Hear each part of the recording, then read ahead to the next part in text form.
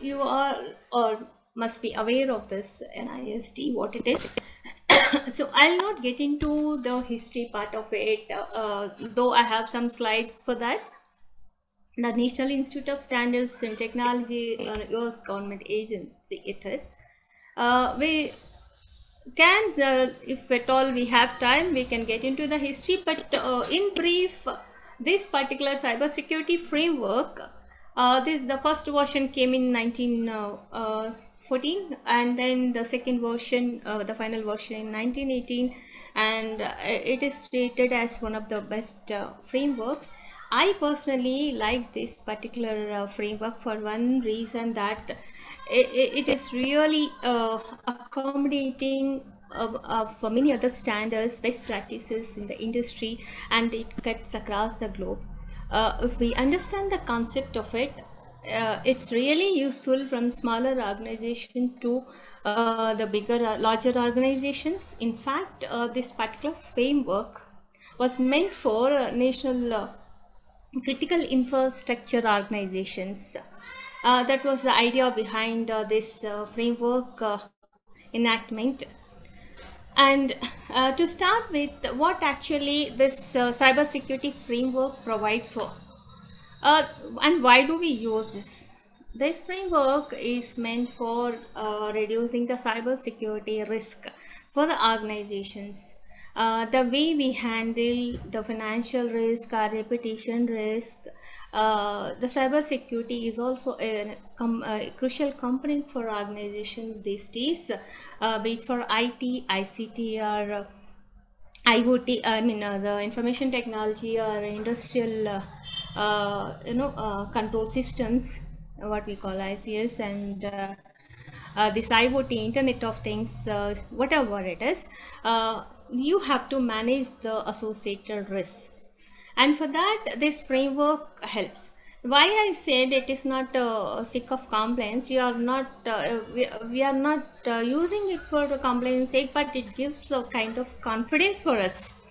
How it gives a confidence, and how it helps the organization in different ways, that is all we are going to see now.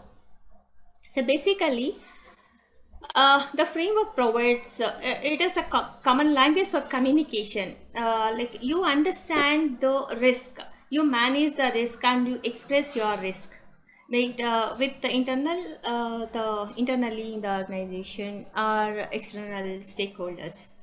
And the framework also helps you to identify and prioritize actions to reduce risk. It is not that you put in all your cybersecurity activities. You have to really ensure that it is reducing the cybersecurity risk as per your the organization priority, and you have to align your policies, your business objectives, your technological approaches to manage this risk. And also, not necessary that you are using this framework for the entire organization at a time. Based on the complexity of the organization or the criticality of the organization, you can use it for different processes or different operational units, whichever you feel it is important at that particular point of time. And another important part of it is, so you already have some risk management practices in place. Not necessary that when we want to use this particular framework, you don't have to give away whatever risk management processes and practices that you have in place. You can actually use all those practices and overlay them on this framework and move on. So this is providing a base wherein you keep all your processes, all your practices, all your policies, and see where you stand. And in fact, it may sound like vague when I'm saying that you overlay all your practices and processes, but once we start seeing what actually this framework is all about, then we know how we are doing it. For an organization, and there is a relationship with this framework. What is that framework? What is that relationship? You can see on the screen. It actually using this framework. What is Today, my organization's cybersecurity posture I can communicate. What is today's my target cybersecurity? What is that I want to achieve as far as my cybersecurity risk management is concerned? Even that you can communicate through this framework. I'm just telling you what are all you could achieve. How do we do that? I will be seeing very soon.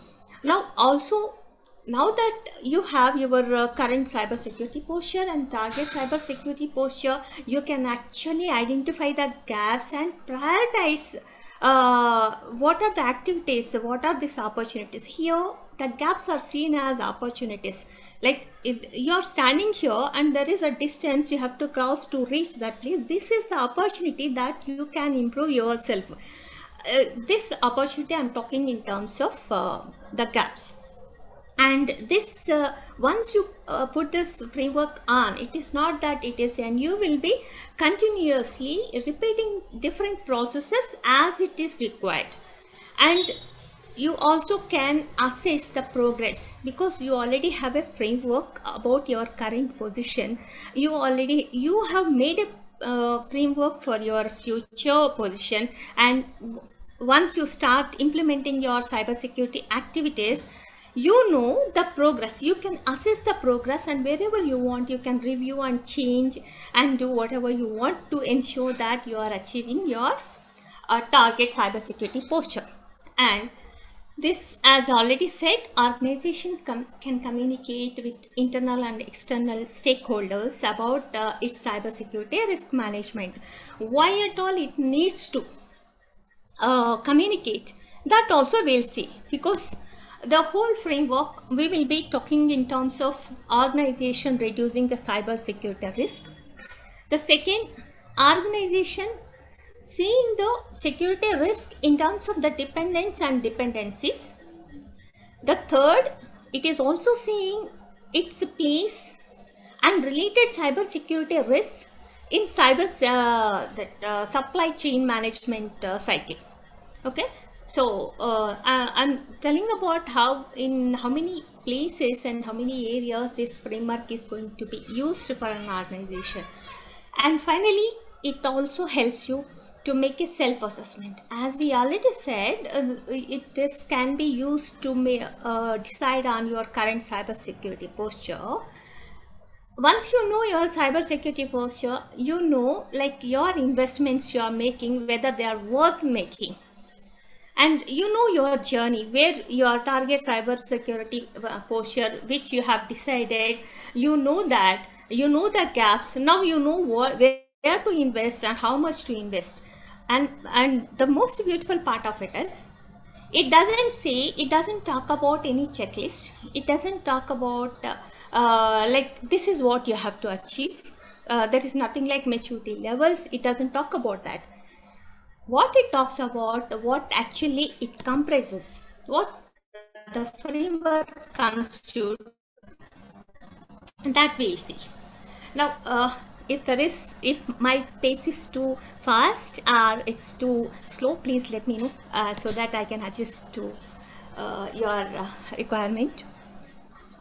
Then from now onwards we'll be seeing till now we have discussed what it can do, all those things, what it can do for the organization, in what are all the areas it can help, and what are all the other elements it can really deal with. But as it is now, we are starting, right? So a framework, the cybersecurity risk management framework, it consists of framework code, framework implementation types, framework profile. Now let's start seeing what is this framework code. This framework code consists of, as the name suggests, this is the core of the framework, the very foundation. Yeah. So what it has got? It has got the functions. What are the functions? The first part of this core is functions, and these functions are 5. These 5 functions, you can see them as high-level strategic functions. It can also be seen as a cybersecurity risk management life cycle. In all this, you can just see on the screen, you have this identify, protect, detect, response, and recover. This actually defines the cybersecurity risk life cycle management as for the this NIST framework. So what you can see on the screen, each of these functions, these are the high level strategic functions as to manage your cybersecurity risk. There is another thing called categories. So under each function you have categories. Categories are the broad activities under each function. They are grouped into similar homogeneous activities. There are different activities. What activities and all we'll again see. So the function has got certain categories. The categories are nothing but the broad activities, cybersecurity activities, and then there are subcategories. They basically NIST calls them as outcomes. What are the outcomes means when you put in some cybersecurity activities, that is the categories, it will lead to, it will materialize in some elements. Okay, so that are called outcomes. Like for example, I just say identify. When I say identify, what under identify, I am saying asset management is a category. This asset management, when I talk about it as a category, the outcome, the subcategory would be the inventory of the software assets, inventory of hardware assets, inventory of your physical devices. This is what NIST means when it talks about outcomes. So under every function, high level function, there are broad category of cybersecurity activities. Under each cybersecurity activities, they are split into further fragmented activities, which are also the outcomes and how you achieve these outcomes. I'm saying there is an inventory of software, inventory of hardware, but how are we going to achieve?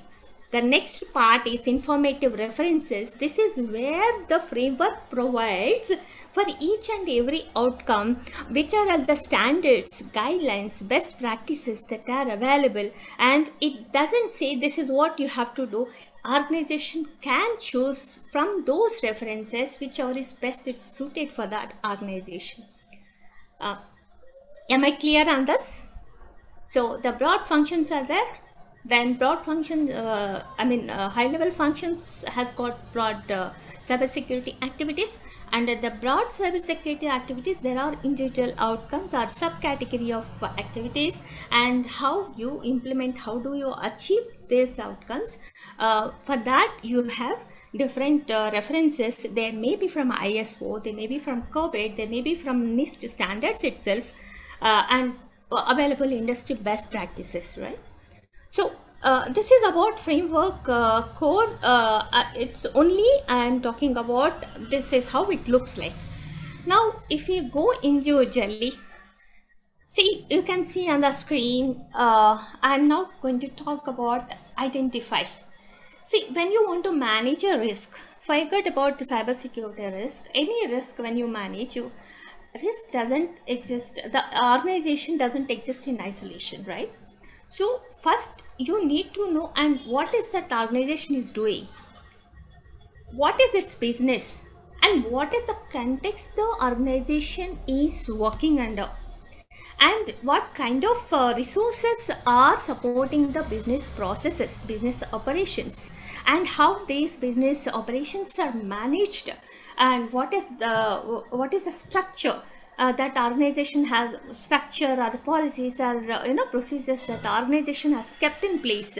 And you need to identify, if you are functioning, what could be what are the resources you have already identified. You also have to know what could be the weaknesses or vulnerabilities, we call in the common language, that what could exist in those assets or resources that we need to identify.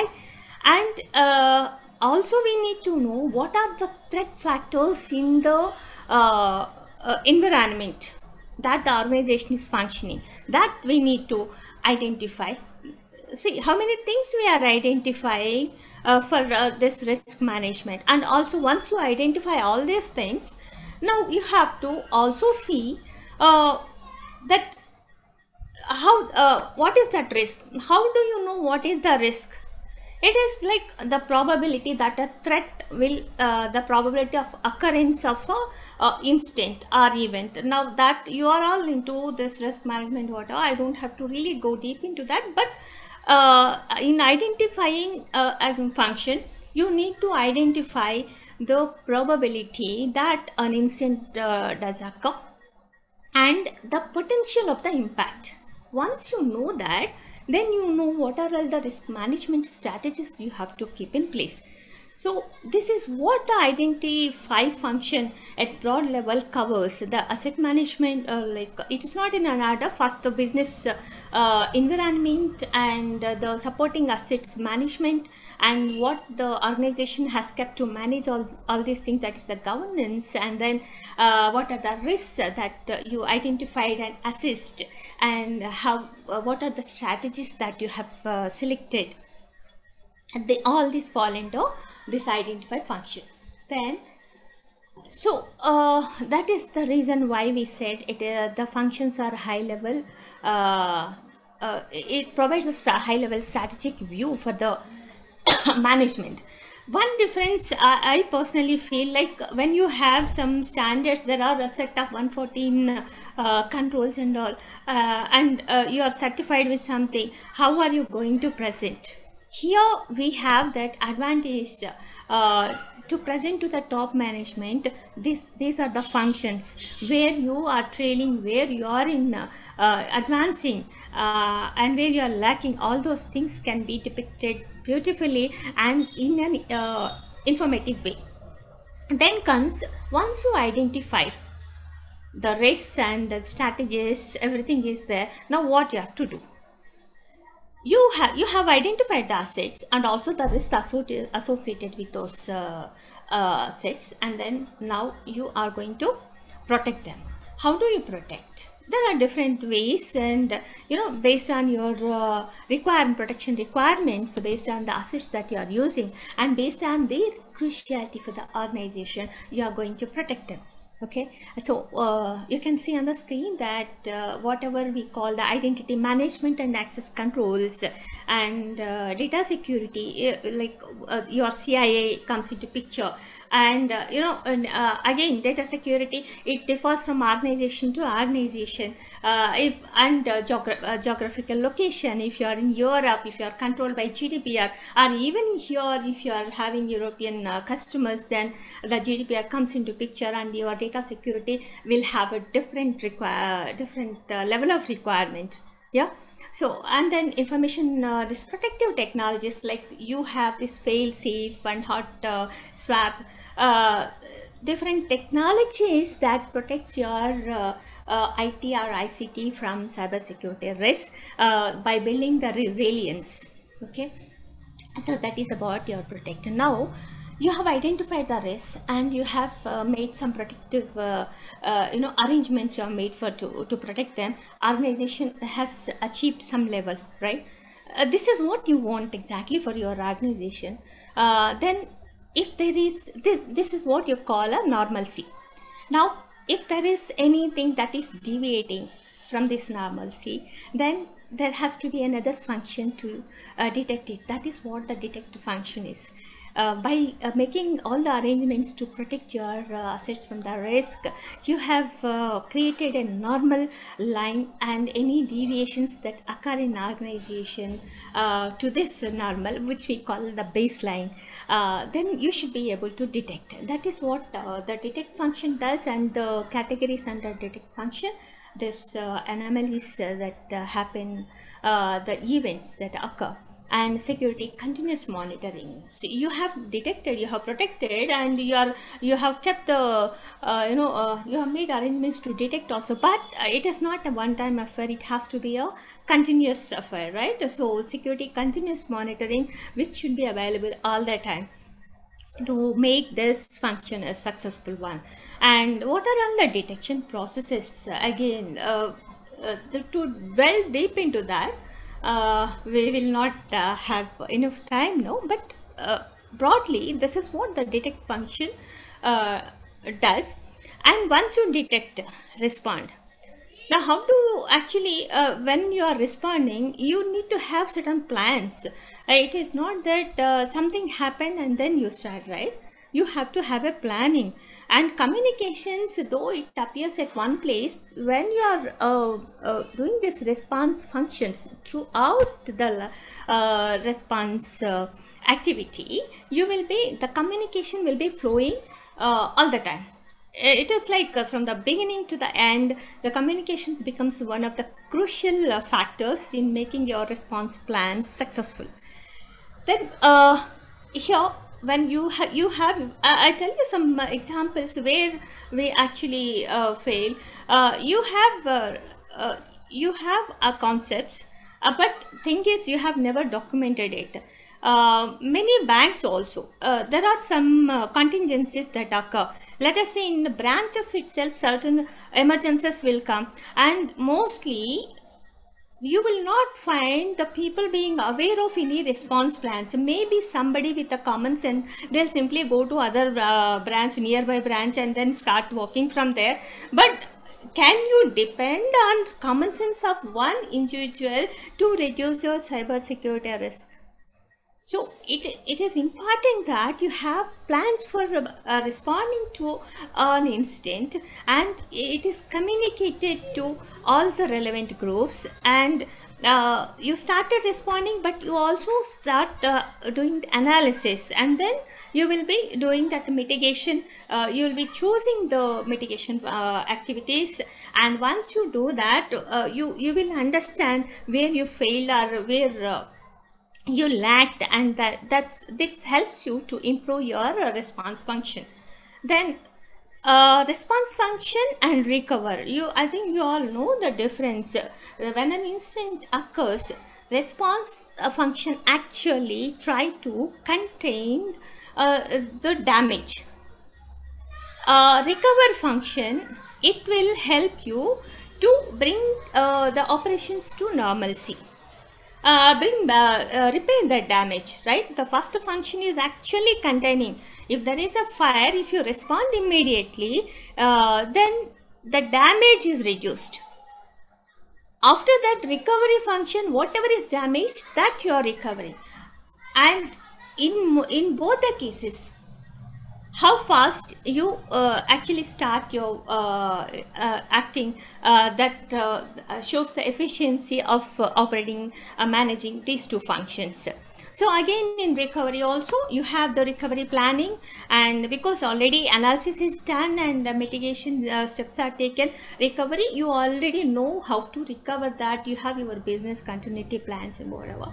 And here also, when you are doing, every time you do this, you know where you can improve, and then communicate, and whatever improvements are done, you are communicating to the entire organization, so that in a documented way, so that will be useful for future. So this is about the functions and categories.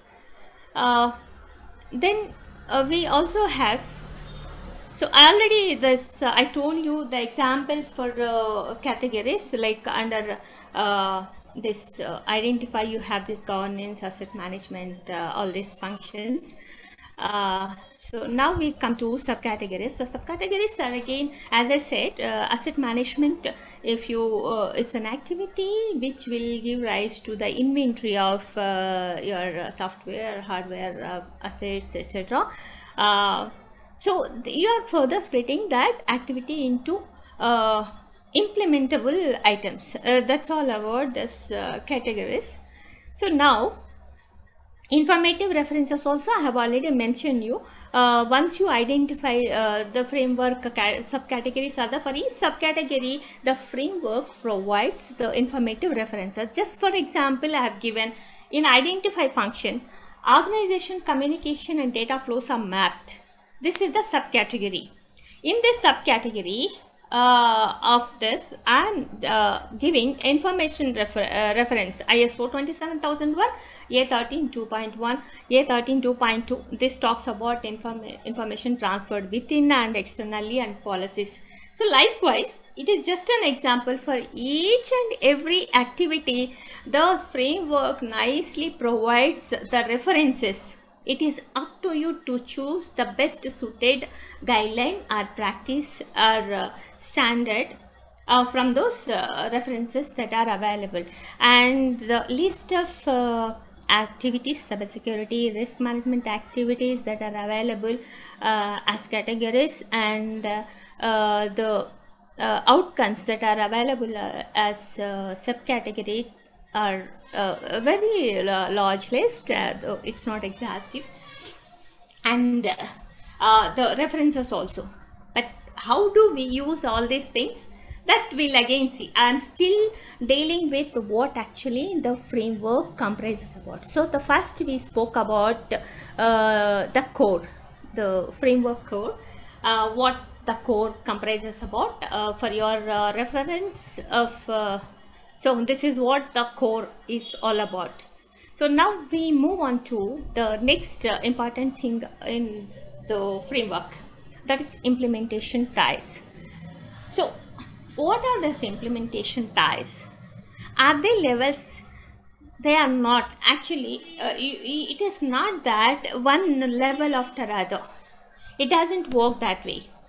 The tires, each tire has got certain characteristics. Okay, you have a certain functions, certain activities, but where these activities stand, probably we can, when I talk about core, it talks about what, I mean the categories, the functions, they talk about what you have to do. The ties talk about where you are. So you have tier 1, tier 2, tier 3, tier 4. So each of them have got different characteristic features. See, when I say partial, you can see on the screen the tier 1 is nothing but a partial. It talks about what actually the partial is. In this particular tire, we have not just this tire. The tires actually have the characteristic features under 3 categories, or we can say under 3 what we call, I can say 3 features. Under 3 features you have different characteristics or attributes, I can call. The first is risk management process. Each tire is going to have this. Tire will show its features under these 3. Risk management process, that is nothing but cyber risk management process I am talking about, and then I am talking about integrated risk management program. The third is external participation. These 3 are the things you evaluate for each tire.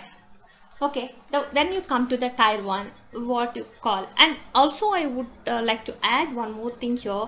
From tier 1, you are starting at a reactive level to you are moving on to at the end the proactive range. I would call it as a range. From it reactive behavior to proactive behavior, you are moving on this implementation tiers. So what is this partial? The first thing in the risk management, I said you have to analyze each tire under 3 elements. One is the cyber risk management process. In tier 1, this process is reactive. There is no risk management practices are not formalized. There is no formalization of risk management practices. You do instantly in an ad hoc manner, in a reactive way. Okay, and you are, whatever cybersecurity activities you are doing, there is no prioritization because you don't have direct information about the organization risk objectives or the threat environment or the business requirements. It is, I can say, it is totally uninformed behavior, right? So you see this kind of behavior in all the nascent organization, where whenever there is a problem, they react to that.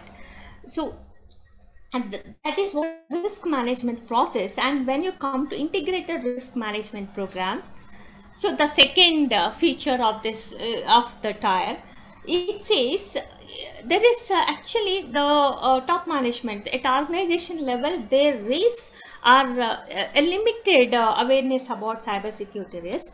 because when you are some cyber security practices randomly you are following, that means why you are doing, the top management will be aware of, otherwise you won't be able to do that. So there may be some awareness, but it is totally limited at the top level, because they have to make some approvals or whatever to put some cyber activities in place. And this case by case is only, if a particular activity is to be implemented for a particular case, then that will be seen, but it is not seen in the broader context of the organization or organization environment or its objectives.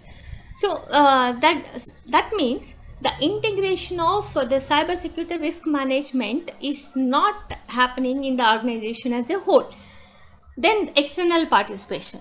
So as I said, we are analyzing 3 points. The external participation, first of all, the organization doesn't have knowledge about its own environment, its own business context, its own assets, its own risk. Then what is that it will understand, what is its role in the larger ecosystem. It does it understand? It doesn't understand. Does it understand who are all the dependents and where it is depending? The dependencies and the dependents, this won't understand. Obviously, if I don't know about myself, how do I know who are the dependents, who are the dependencies? And even we cannot even talk about the supply chain at all. That kind of nascent stage, it doesn't share any information. First of all, it needs to have some information to share or to seek for.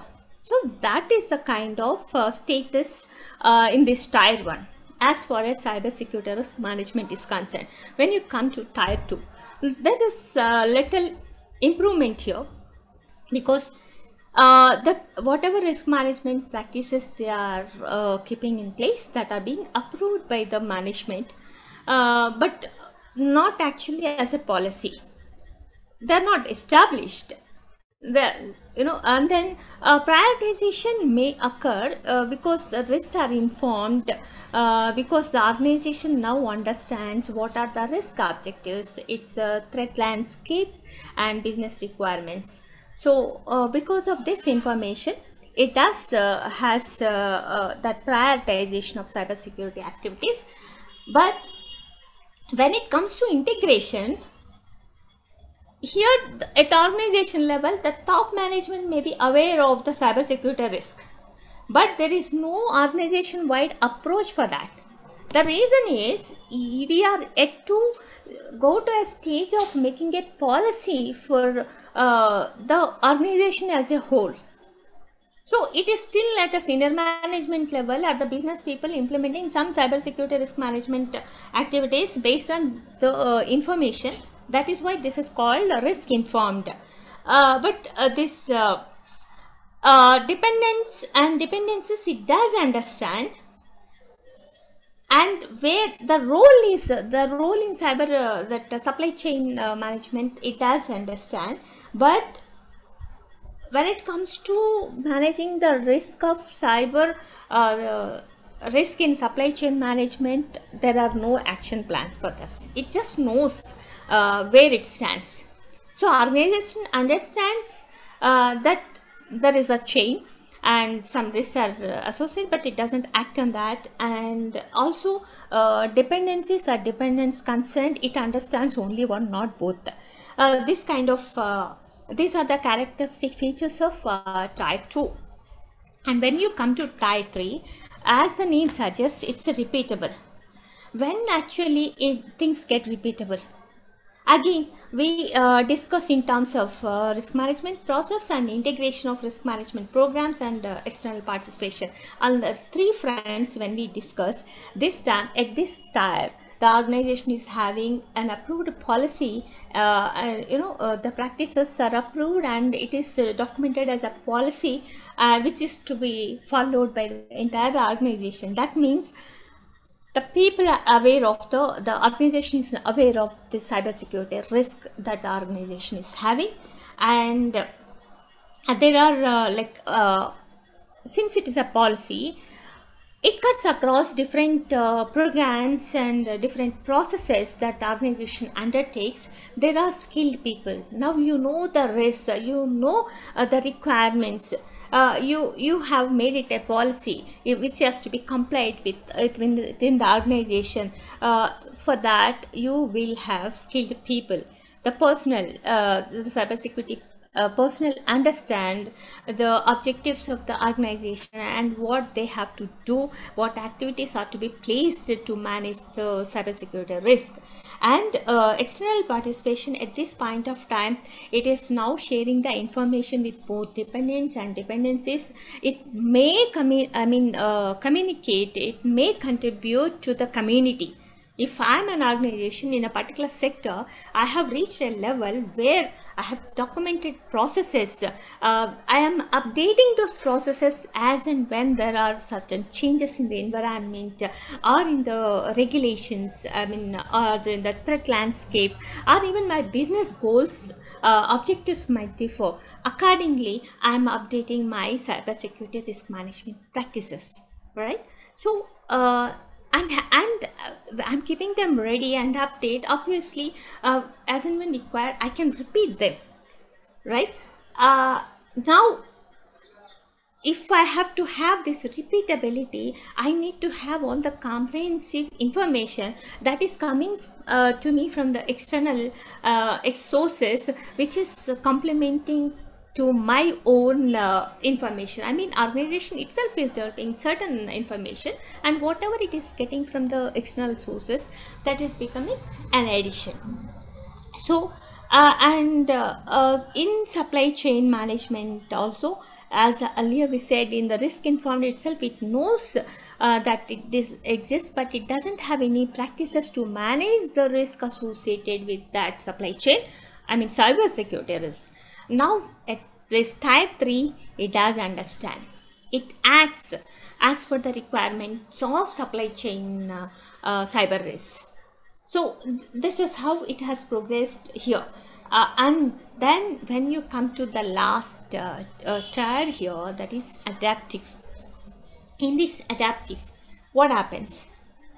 The risk management processes are now adaptable. See, there is a difference between you understand the changes that are happening and act you accordingly.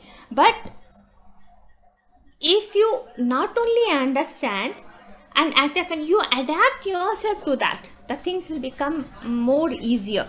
That is what here it is doing. It is not only updating based on the experiences. Some changes are happening, it is updating its own policies or practices.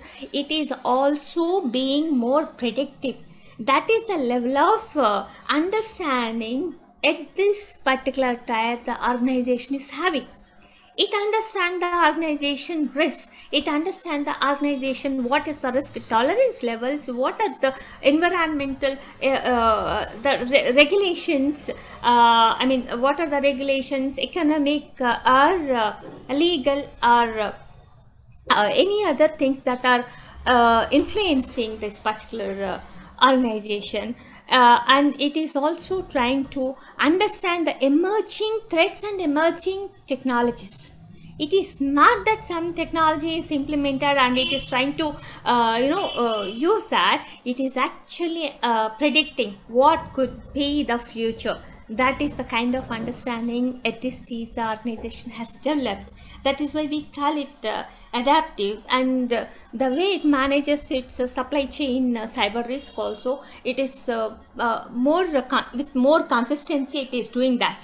And it also actually communicates proactively with the external agencies. Now it is not that it is getting some information. In fact, it is getting the information, it is creating its information, and what is the information that is really required. The prioritization of information is also happening, and it is contributing to the community in a more proactive way and more productive way.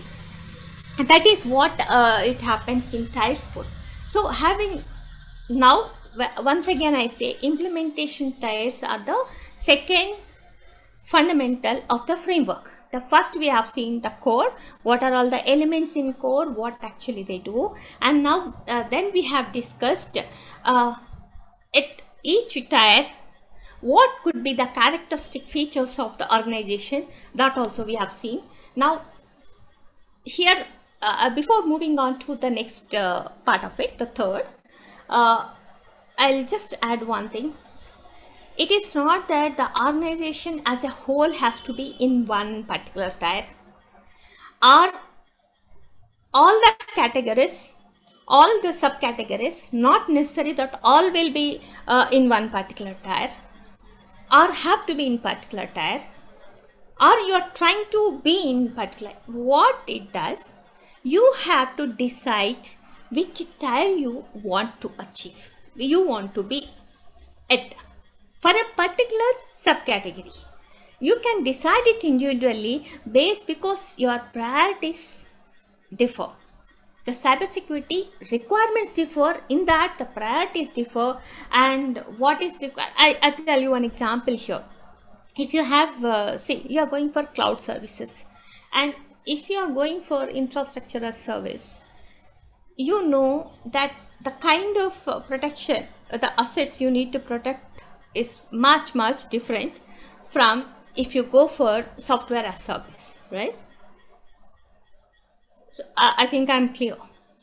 When you are opting for infrastructure as service, obviously you have to manage all the levels, your operating systems, your applications and related assets and the network communications, everything the organization is to handle, and obviously the cybersecurity activities that are to be in place and the subcategories that you have to implement and achieve. It would be much much more higher when you compared with if you are going for a software as service as your requirement, because you are actually not dealing with anything. You are just using a software, you pay for it, and maybe you have to see if it is a critical data that you are using there for, then you have to think of a particular kind of risk. Not that it is not as varied as the risk you have to manage in the first stage, that is infrastructure as service. I'm just giving it as an example. Now I'll just stop, and can I ask you whether the pace is too fast? Should I reduce? Can anybody? If this is okay, I'll continue this pace. It's fine, Seema. Yeah, thank you. Then the last part of the framework, I mean the components of framework we are talking about, it is framework profile. So when we talk about framework profile, a very important thing, probably I can call it as a conglomeration of many crucial things. The first is it takes about the elements from core, it takes the elements from tiers, right? What it is. The framework profile, actually it aligns your functions, categories and subcategories from the core to the business requirements, risk tolerance, and the resources the organization has. To put it in a simple way, let us say the organization is trying to understand where it stands. Okay, so now what it has to do, obviously it has to understand what the organization wants. Now in the profile, it has to select which are all the categories or subcategories that the organization need to implement and achieve, and what are the standards or best practices that it has to use, and each subcategory to which tier it has to. There are two things. One, as on today where you stand, also you are making a profile that is called current profile. Again you have to use the same 5 functions: identify, that protect, detect, respond and recover. You will be using these 5 functions for my current profile. Under each function, today what I have, do I have a policy? Okay, this is tier 3. So already we said if you have to be a repeatable thing, cybersecurity activities, you have to have a policy which cuts across the organization. That is at tier 3. So I will put it as tier 3. I'm just giving an example. I'm actually assessing my own organization. So I'll put, okay, identify, under governance, do I have a policy? Yes, I have a policy. I'll go and put it under tier 3. And there is like asset management. Do I have my software inventory? No, I have only all my systems are inventory, but not where do I go? So that is not done. So you have to have it as tier 1 because it doesn't exist at all. So this way you have to, under each function, and not necessary that if framework is having some 172 or 114 categories and subcategories, each organization doesn't need all of them. In your organization, what are all the things that are available? You first place them on correct tier. If you don't put it under correct tier, you are not giving the correct picture of your organization. And why actually I need to make this profile, we'll come to that later. As of now, you are presenting yourself. This is how you present. You use the code, you use the categories relevant to your organization, subcategories relevant to your organization, where actually each of them stand, that you put them under particular tier. That becomes your current profile. Okay, and you can also give the information that what are all the informative references, as we already discussed, the standards, best practices, whatever are there, what are all the things you are using, that also forms your current profile. Next, and also there you have to mention what are your business objectives, because all these things you have been doing, what is that information you have, that you have to put it there. If you don't put it there, if I am showing this is my current profile, what I have, what I know also I should present. So for that purpose, you can also present what are all the what is your understanding about the organization and its objectives, the risk tolerance that you are aware of. You may not be aware of also, that is a different thing. If you are not aware, it will not come. So all these things when you present, so anybody who sees that, they can know that this is your present cybersecurity posture. I was earlier talking about this. This framework helps you to communicate your current cybersecurity posture. I said at that time we will come to know how it helps. This is how it does. You are using your core and tiers to create a profile. This profile, again, one is current profile. Now we come to target profile. What is your target profile? Now you either you don't have any risk management, cybersecurity risk management program in your organization.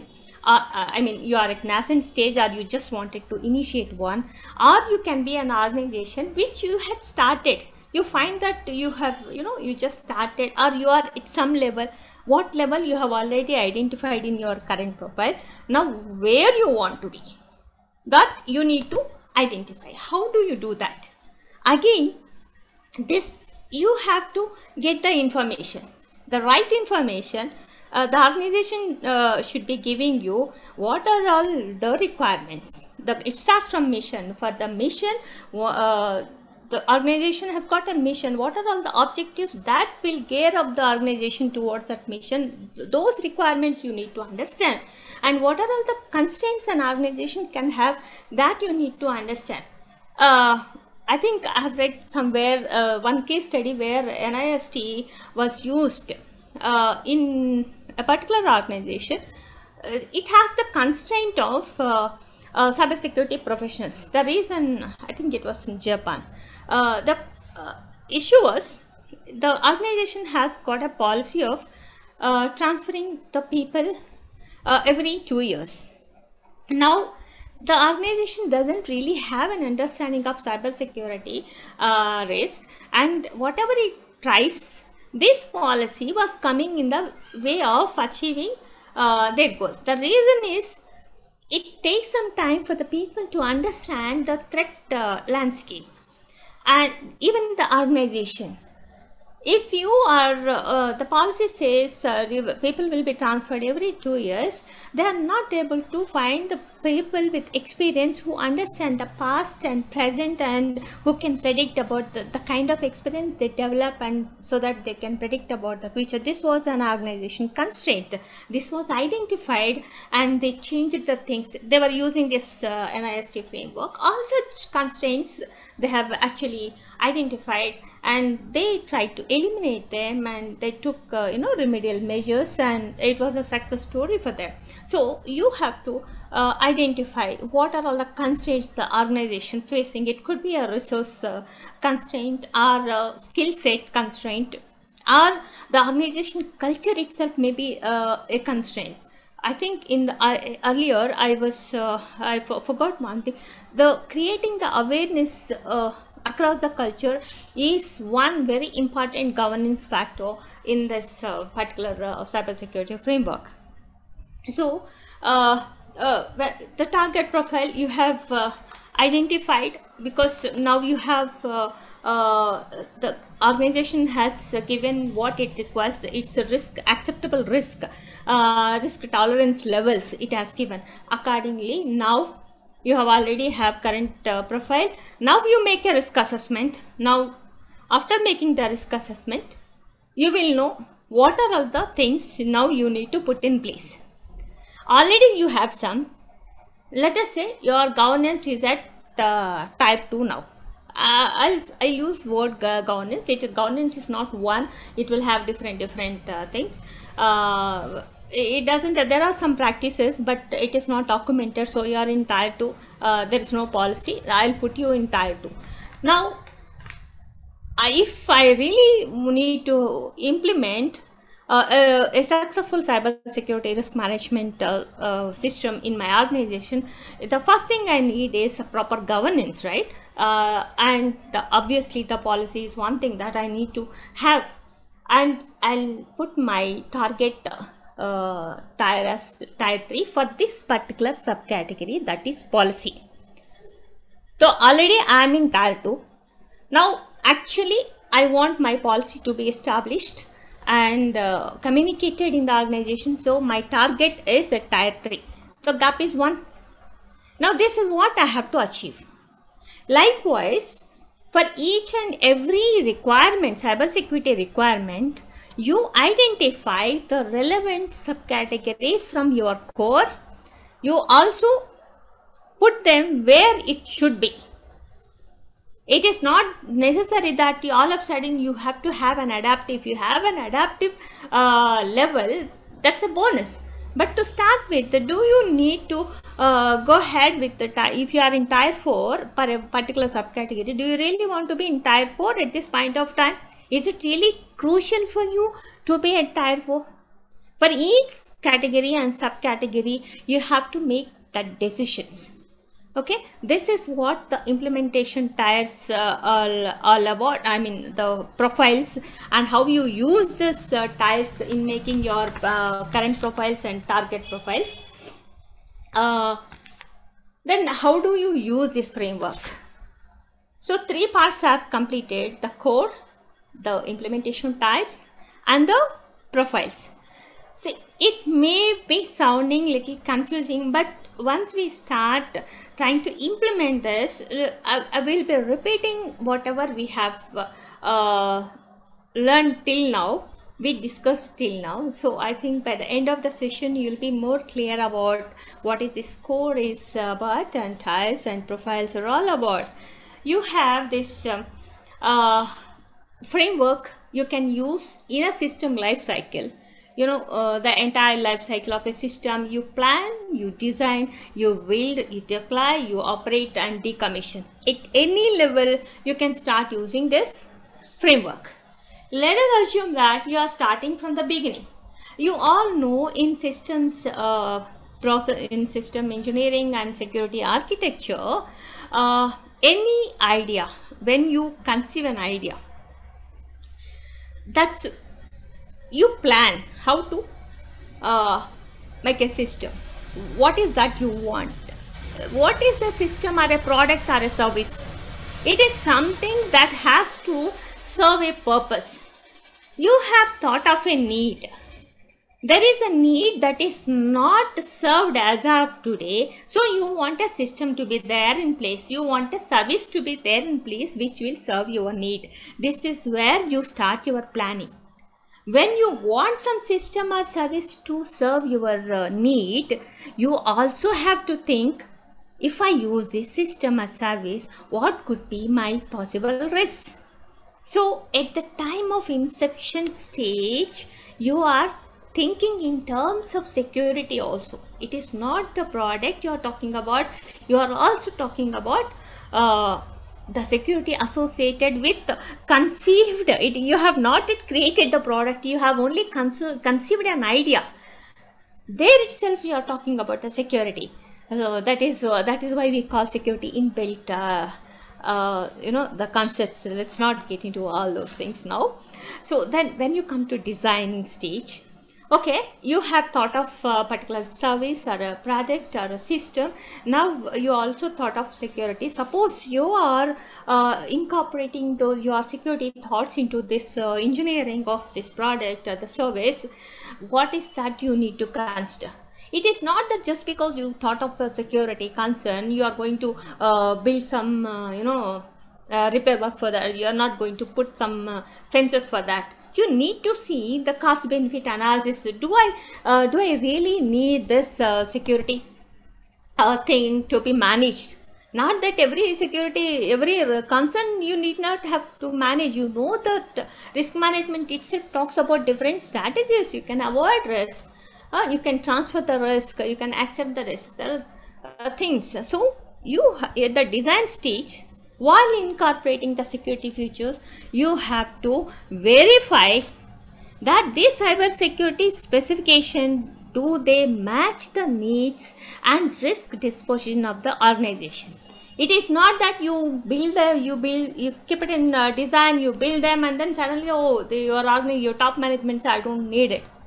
That is the reason it is very crucial at design space. Then when you are building it, you have already given, based on your what your organization wants, its risk tolerance and its objectives. You have decided, I have to this much of security I need to manage. You have decided that is what your profile is. Now according to that you will be building, and when you are deploying also the same profile, you have to verify whether you are implementing as per this profile, right? So this will act as a checkpoint for you. Then at the time of building, at the time of implementing, and at the time of operating, see, you have already achieved, you have built, you have implemented, and this particular profile which you have used at the stage of design and which you have used at the stage of building the system, at the stage of deploying the system, it becomes your baseline now. On this basis you are operating your system. So, and wherever, if there are now, after you put a system in place, when you are operating, the things change. The change is a continuous process. When it changes, this particular baseline profile you have to be updating, so that you know whether it is still serving the purpose, or you need to whether there are some gaps arising because of the changed environment, so that your current profile has to have a target profile. Now again, you repeat the processes that are required from the framework, right? So that is about how. And the last, once you have operated, but there is a stage, every system, decommissioning.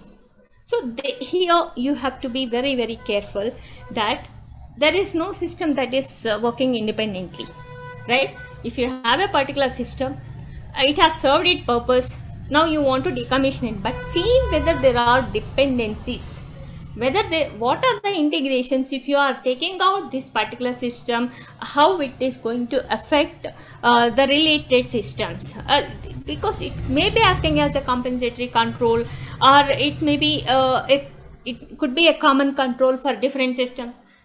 the dependencies can be many. It could have been integrated with many systems. You have to take care of all those things before decommissioning it, and all these things you will be covering in the framework, because that's why I said there is an exhaustive long list of things that framework core provides for you to include in your profile. Anything, any activity you do, you have to refer to that and then take your action. So then what okay, I think I've not, this is not moving for some reason. So I think without all this, I have already covered this. It says how you make the tire selection. When you are doing that, this I told you already, depending upon your risk management practices, threat environment, legal regulatory requirements, information sharing practices. Actually, when I say information sharing practices, I already told you, if your information sharing practices is advanced, you have developed the capabilities to the predictive level, right? And you are able to contribute a lot to the community, I mean in the same sector, then you are at tier 4. That is what I mean. What is the tire selection, how the tire selection is made. And you can also get the guidance from the that information system analysis centers and analysis organizations or other maturity models, any other source. You can get that guidance for that. But if you are already into the management at a particular level, probably it shouldn't be difficult for you to in making the tire selection. And this is what we were discussing when I was talking about the system life cycle. How do you use this framework?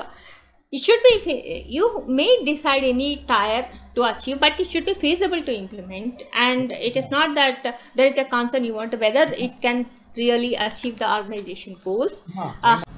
I've come to the raw of this because I don't know, it stopped working. So okay, this is one point. This we have already discussed what this framework profile does. That it aligns the framework core with business objectives, risk tolerance and resources, and of course the tires also. And then when we come to this, there has to be a coordination. There has to be a coordination. How does it happens? At executive level, when you are actually implementing the framework, executive level communicates you, I mean the business managers, the mission priorities, the resources and risk tolerance. These are the important things. The top management can give this information. Based on that, you are making your risk management processes. You will use this in risk management processes. Create a profile. Again, when I say profile, just now we were talking about the current profile where you keep your all your categories and subcategories as required from the core, and you communicate the business needs and profile to operation level. So basically, to put it simply, you are taking the information from executive level. Based on that, you are making profile, like what is that I want to achieve, what are the cybersecurity activities that I need to keep in place, and which tier I need to achieve. All this profile when you make that, you have to give to the operations people. The operations people, they take this information and accordingly they implement. When they implement, what they have to do now, business people, the business managers, they have given to operations to implement. It is now business people who have to assess the impact. That information the business people have to get, and they assess this impact of their implementing this particular cyber security activities, and this they will communicate to executive level, because whether the investment made are fruitful, this is how they're going to decide. You have put everything, you have used framework, standards and whatnot, and finally, if your impact assessment doesn't reveal that your investment was a fruitful and successful investment and it has achieved something, it doesn't make any sense, right? This is how the coordination happens when you are implementing a framework. And now, we have seen how it can be included in the particular system life cycle. Now, how do you actually use this framework in a cybersecurity program, step by step. If you have to establish or improve a cybersecurity program, what you have to do, that we have to see. I think we have completed all this. Okay, this is how you actually establish or improve cybersecurity program using the framework. The first one is prioritize and scope. What is this prioritization and scope? Obviously, as I already said, in the coordination between the levels, I said you need to get the information, high level information. That organization will tell you what is its priorities. If it has got a mission, and to achieve that mission, what are the priorities, be it its processes, or be it its different units or different areas. Let's say if you are going for cloud services, and then it becomes very important that you analyze that, you work on that, you use this framework and assess your risk and put the required security practices to manage the risk associated. Who will decide that? The organization top management will decide the priorities. And it also says what is this the available resources and business, what are all the business lines, processes, all those things will be given to you by the top management. And then you have to decide what are all the assets that are associated with this particular thing the organization has given to you. You have to identify those assets, because now you are to work for a business line or process. The associated assets you have to maintain, that is called orient. And when you identify those assets, what are all the regulatory requirements and overall risk approach also you need to identify in this orient phase. And if required, it can also consult sources to identify threats and vulnerabilities that are applicable to this. This is called orient. You are beginning your race here. Then create a current profile. I think by this time you are fairly clear enough how this current profile is made. Once again, I repeat, you use your code, the framework code, which consists of 5 functions. The 5 functions remain standard, and what differs is under 5 functions for a particular process or a particular unit, and for particular assets, what are the things, that the broad activities that you need to keep in place, and what are all the subcategories. Here what are all available, that you need to first. Current profile means what are all available you create, and then you come next to the conducting of a risk assessment. As of now, once you conduct a risk assessment, you know what is the risk, probable risk, and potential impact of it. Then you create a target profile, because now with this risk assessment, based on this risk assessment, you are already aware of business objectives.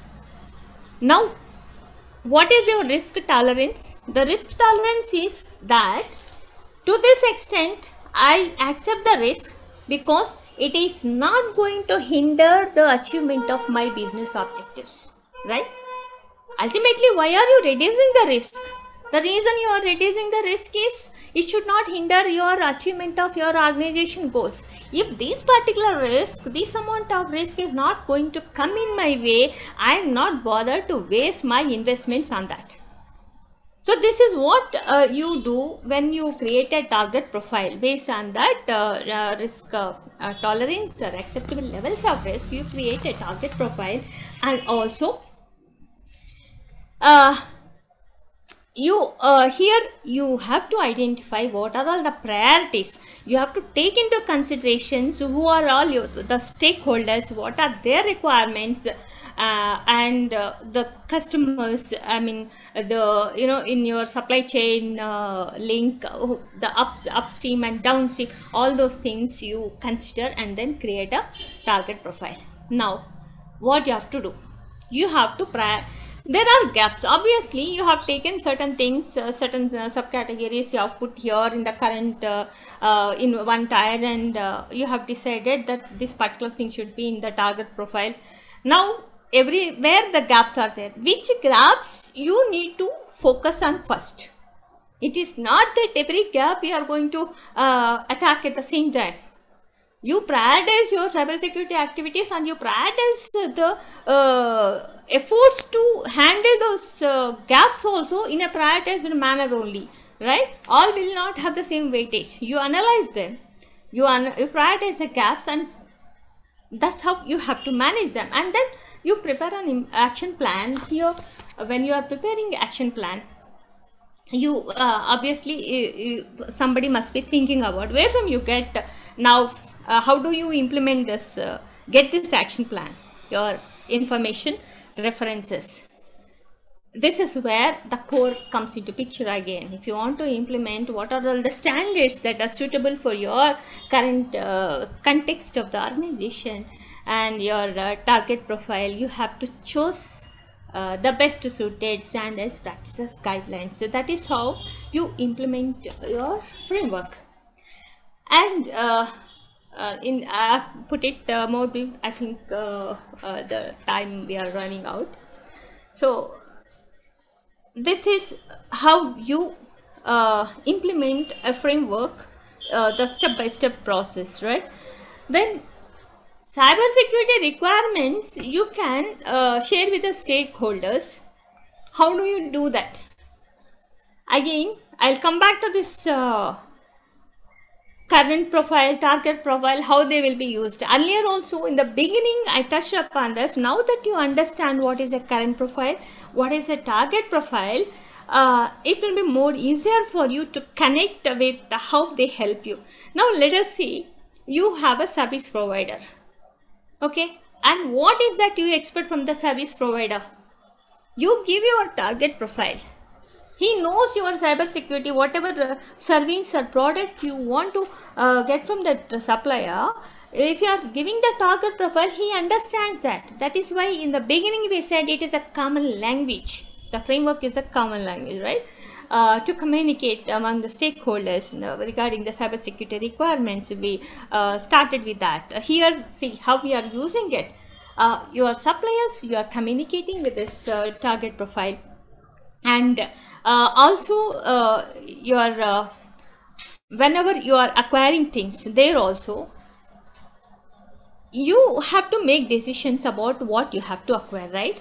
Your current profile talks about your present status. Now you know what exactly you want. On top of it, on top of your current profile, you will identify what more you require, that you communicate to the supplier when you are acquiring things. That this is another way of looking at it. And you can also, this target profile, let us say in an industry you have created a target profile, you have achieved more in a particular sector. If you really have achieved a considerable amount of cyber security risk management you have put in place, then this can be a baseline for the sector as a whole. So whatever target profile you have already achieved, that becomes your current profile and also a baseline for the that particular sector, if you have really done it to that level. So I'm just sharing how this profiles can be used as cyber security, communicating the cyber security to requirements to your stakeholders. So this is one way of doing it. And the framework actually it also attempts to talk about two things. One is cyber supply chain risk. That is one thing it talks about, and it also talks about privacy and the privacy aspects of it, civil liberties also. This supply chain, I think you are all aware of this supply chain. When you talk about this, it is about it begins like a product is sourced, and from then it is designed, developed, manufactured, processed, handled and delivered to the end user till this point, the sourcing to the delivery to the end user, this is what the supply chain cycle is. Now, every organization, when it is implementing this framework for its cybersecurity program, it has to identify its own role in this this particular cyber supply chain management. Okay, where do I stand? Who are my upstream suppliers? Who are my downstream buyers? Okay, I'll try to say this. Okay, can you see this? So this cyber supply chain risk management, actually it has got some it has some set of activities. It actually deals with the cyber security risk associated with the supply chain cycle. Here the risk could be, it could be from the external parties to the organization, or what the organization causes to the external parties. It can be both ways, right? That is how you have to see. You are not, when you are in a chain, you have to see both the ways, right? And what could be my objectives when I am dealing with supply chain cyber risk management? What could be my objectives? Again, you would be doing the way you do it for other risk management. That is, you identify, you assess, and you mitigate, right? But only thing is here, normally what we see is whether these products that are being supplied, whether they contain any potentially malicious functionality or the counterfeit, or do they have any vulnerabilities, because it could be there could be poor development practices, which could be giving reason to this, which could because of which the vulnerabilities could exist in those products. These things you need to know, and you want to identify them, and you want to mitigate them, right? So what are the activities? You determine what are the cyber security requirements for suppliers. As I already said, your target profiles, you are showing them, this is what I need, and the suppliers, from the suppliers, probably if you are buying, you cannot demand, but your buying decisions can be made based on that. So you suppose you are buying the product, you cannot say that your target profile and ask them to give that, right? It won't happen that way. But you have your target profiles, whoever are the vendors coming out with their products, you match them with your target profile, which talks about your cybersecurity requirements. Whichever matches closely, you buy that, and it has matched closely, not completely. There is a residual risk. That for that you have to manage. Again, you use your great framework. Okay, and here we are talking about the how do you actually manage with these suppliers. The requirements, through you have to have formal agreements also, and then you can have see, you said this is what my requirement is, but you need to know how you are going to verify or validate those methods. Let us say you want a system, it has to have a fail-safe mechanism or a fail-secure mechanism. You have already given your requirement depending upon your organization requirement. And then but how do you validate? How do you verify?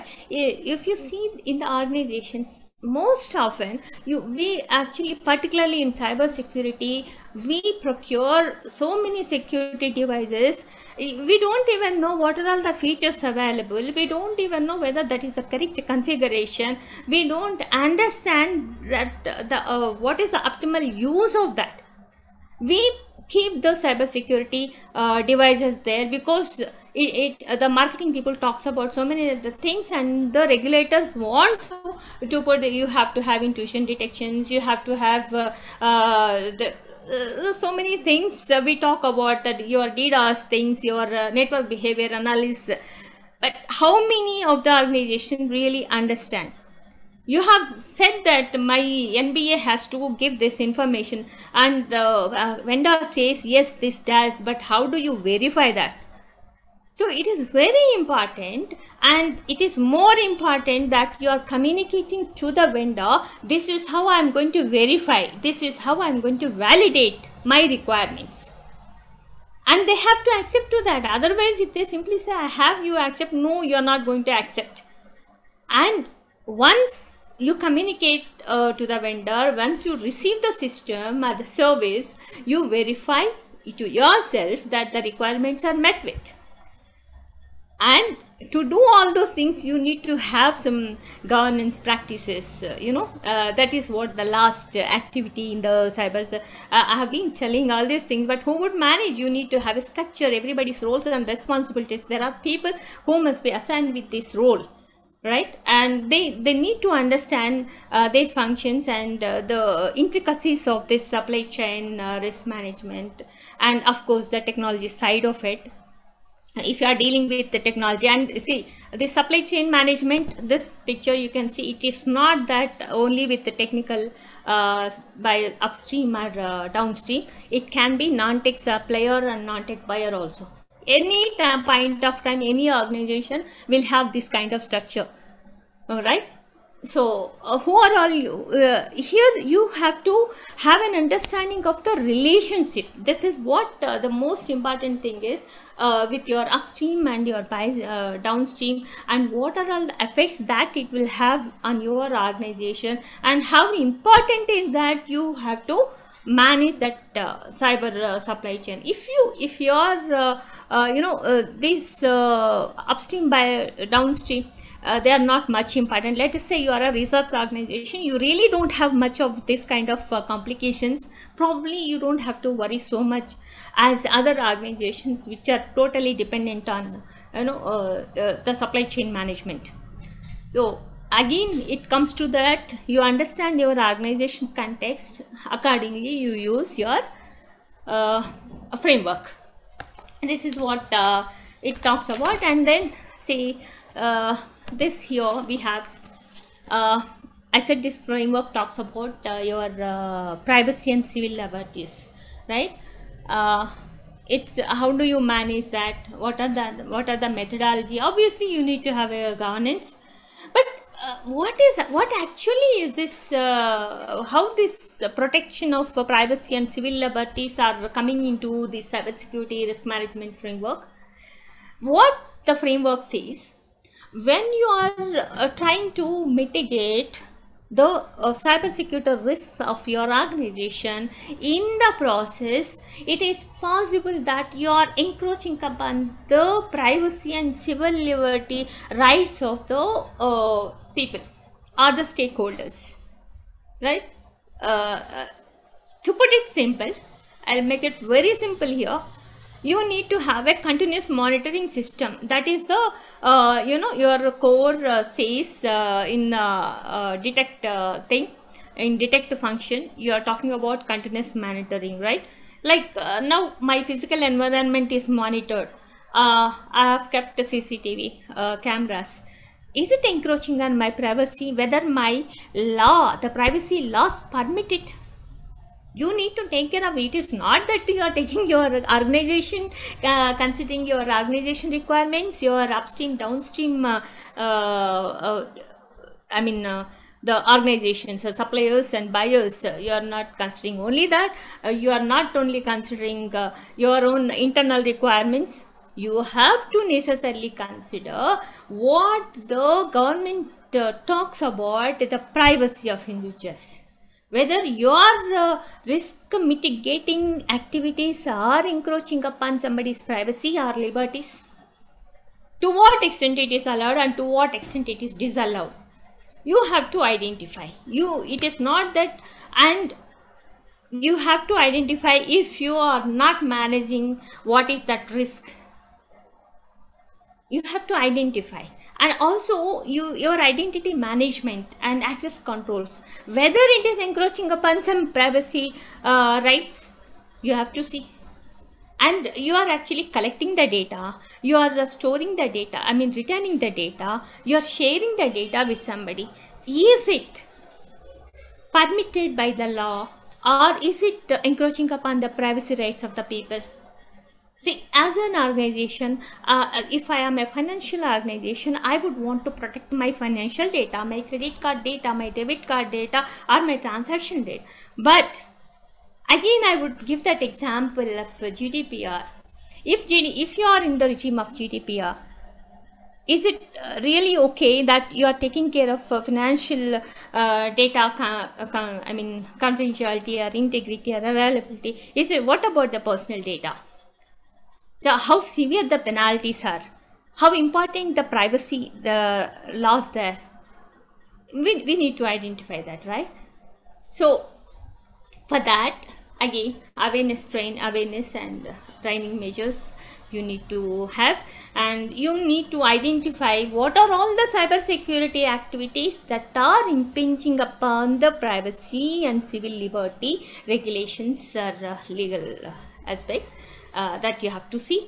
And you need to get the information cutting across the borders, because if your clientele is somewhere else, you have to make sure that the governing the privacy laws that govern for the people belonging to a particular geography, that also you need to consider.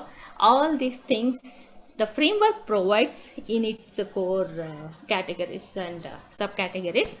But only thing is, the framework is giving so much, you have to identify what are all the things required for you, and accordingly you have to manage your cyber security risk. In nutshell, this is about NIST cyber security risk management framework. So I'll leave it to you if anybody wants to have anything more on this.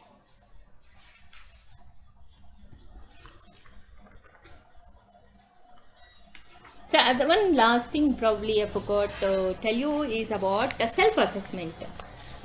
See, we have so many things, like you deploy third-party auditors, and they bring some checklists, and see, just a small example I'll give. You have the checklist most of the times we audit, and the checklist says risk management practices are there, yes. Whether policy exists, no. Just see the contradiction. And whether the policy exists, no. Risk management practices documented, yes. Whether awareness is available with the people, yes.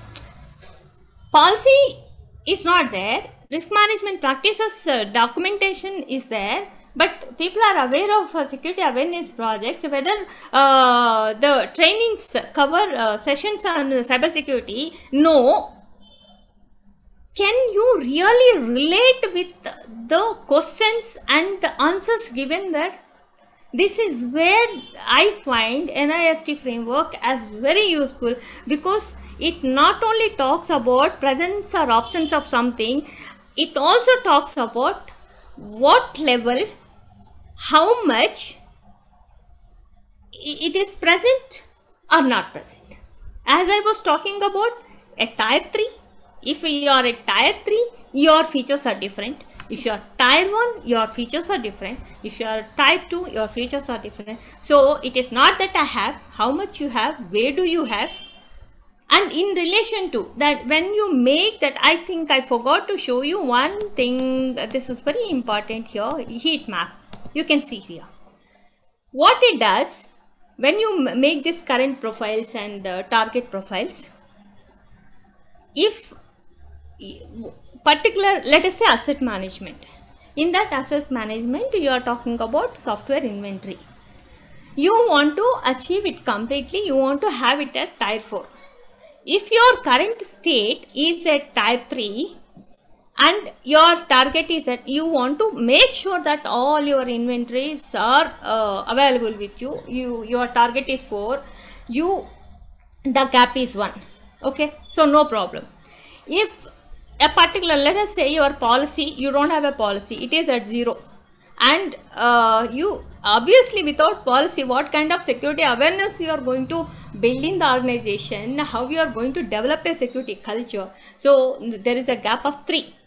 Now when there is a gap of 3, 0 to 4, you have to move on, then it is a red mark. So when you look at it, you can immediately link between the red marked areas, the policy is not available, and somewhere somebody is saying the awareness is yes.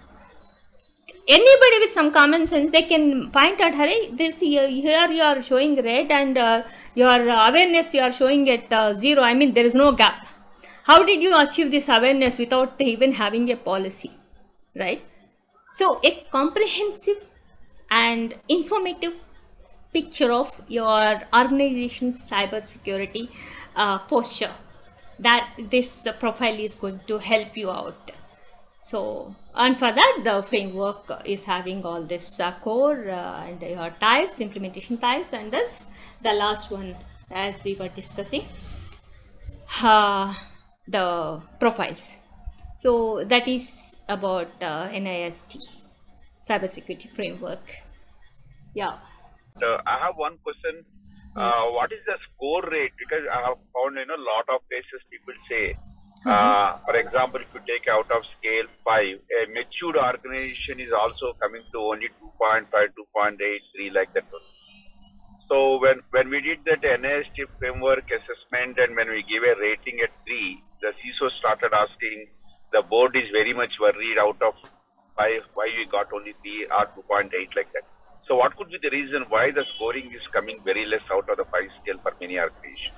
So, to my understanding, unless I see a particular scoring for a particular organization, we would not be able to talk about it. But mostly, those low scores can be attributed to the average. If you, let us say, if you take process-wise, some processes may be getting a higher score and some processes may be getting lower score. When you combine them, the average score will go down. And also, and a very important factor, let us say there is some cyber activity at this level, currently you are having at level tier 1, let us assume. Now, if you are putting it simply to tier 4, what is your difference? 3. Your score will go down, the gap is more, the scores you get will be less. That is why they say tier selection is very important, either for current profile or for target profile. You have to make sure it is repeated in the NIST that tier selection is very important. That only gives you the correct gap and correct scores for your profiles. So the one reason is they must be putting most of the subcategories in tier 1, and the achievement target tier will be 4. So the gap is higher on higher side and you get less scores. If I'm answering your question, I hope. Thank you, madam. But one more question also. Yes, I've seen please. something related to the supply chain management, right? Yes. You see, the problem in the supply chain management is, let us look at the yesterday's scenario. Yeah. The CVU,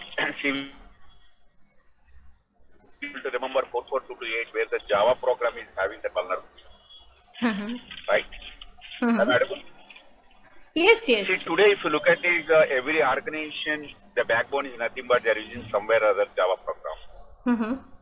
So, in that supply chain management, you will throw the blame on whom? Is the vendor who has provided the application, or the vendor who is using, remember, the Java at the back end? You want to throw that or transfer the risk to them. Okay. Now, we will understand this in a different way. We were discussing about your predictive capabilities. If you are understanding your threat landscape, first thing, that is one tier, and if you are adding to it from external sources, that is another tier, and you are understanding, you are learning from your previous experiences is in one tier. But if you are able to develop the capabilities to predict, as you said, if you this particular software, it is possible you are using Java everywhere, and what could be the possible threats that could exist in that? If you can predict, then you will accordingly make your requirements. If in NIST terms you call it as target profile, in general terms these are the requirements you give to the vendor. And when vendor comes also, you are saying that this kind of vulnerabilities are existing. When they do POC, are you really focusing on finding out whether such vulnerabilities are taken care, whether organization do really think of them? So whatever they say, this is available, that we accept. What you want, are you giving them? If you try that, we cannot blame somebody for giving a wrong thing, because first of all, you should have the capability to ask for what you want and to verify that you are getting what you want. So from my personal perspective is that it is on our side that we are not able to find the right product. Hi, thank you for wonderful session. I have a doubt regarding the framework. Currently, our organization is using COVID framework. Okay. So I would like to understand how the NIST framework is like different from the COVID framework, and how are we missing out any opportunities by not understood. You joined late, right? You joined late, correct? Yeah. You join. So this is what we were discussing in the beginning. Whether you are the framework itself, in the core informative references, it talks about COBIT, it talks about ISO, it talks about CIS, it talks about NIST standards also, and many others. ISO 27001 or 27005, all those standards it gives. Why it gives there means, it doesn't say that to achieve a particular thing you need to take only NIST standard or ISO. It says which is best suited for you, you collect, and for each category and subcategory it gives a list of standards, best practices and guidelines. So if you are already following COBIT, you can see where and all this COBIT is used, the controls are used. But framework helps you to identify your risk, and how the framework helps to picturize, create the picture of your organization. So COBIT is, if you have already done with COBIT, then it is nothing like that. That's what the NIST says. If you have already done with ISO 27000 certification and all, you don't have to go back to NIST. But for further, if you want to have a ready picture of what you actually want to have and what you want to achieve, framework still helps. Probably if you were there from the beginning, you would be more appreciative of it. Hema, I will add something. Yeah, please. Okay. What question here? Okay. See, then they have to do a gap analysis between the NIST, and they have to properly match both the standards and see if any extra controls to be added, because NIST has got a little more controls where they can add. They have to do that analysis and gap analysis. No. You don't compare. You don't compare the standards. You don't compare the standards at all here in this. You identify what is required for the organization. You put them in the framework, and the core will tell you. Murliji, I'll again give you one example. Let us say you are trying to understand the cyber security risks of your network systems, your networking. Now you already have done something. You put all those things, you have done your framework in this NIST framework, and if you are missing something, then you go and see the framework core. It will give you for a particular thing what standard you have to use, and that control is available with COBIT, with NIST, with ISO 27001. Which is better suited for your organization, you have to select. Okay, we are not finding out the gaps between NIST or COBIT or ISO 27001. You are finding out your requirements. You go and verify the framework core. It will tell you 4-5 different standards. You have to choose among them. If COBIT is best suited for you, you go for COBIT. Or if you think in this particular category, I want to have ISO 27. Ultimately, you are putting controls from which standard you take. Who cares? Unless you want to comply with PCI DSS. That is why it says NIST is not for compliance, it is for confidence. If you have used it, you have already complied with many of the standards. If anything is missing, then you use that particular standard. Yeah, please. Sorry, Hemaji, a small Okay, question. thank you.